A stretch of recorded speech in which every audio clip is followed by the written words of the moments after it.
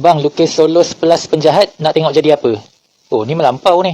Okey, sebelum kita mula lukis, macam biasa, follow dulu akaun TikTok dia ni. Sebab dia ni yang bagi idea untuk kita buat video kali ni. Dan kalau dah follow akaun TikTok dia, jom kita mula lukis. Okey, kali ni kita lukis pakai pensel 9B. Mula-mula sekali kita start dia punya garisan pada tepi dulu, buat dia punya mata dekat mana, kedudukan hidung dekat mana, telinga dekat mana, rambut dia dekat mana, macam itulah. Lepas tu baru kita masukkan color coklat. Dah masuk color coklat, lukis dia punya kening, lukis dia punya mulut, dia punya hidung, dia punya telinga semua.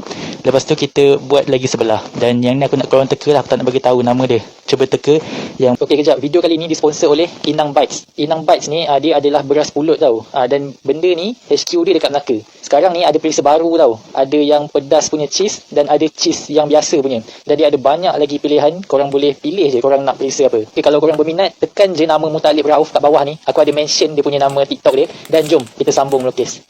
Jadi korang boleh teka mana satu Solos dan yang mana satu penjahat. Sebelah kiri ke sebelah kanan. Dan yang ni kita lukis dia punya rambut pula. Lepas tu kita masukkan dia punya colour dekat telinga dia dan dah siap. Kalau nak belajar melukis, pergi dekat YouTube channel aku. Aku ada buat channel YouTube tau.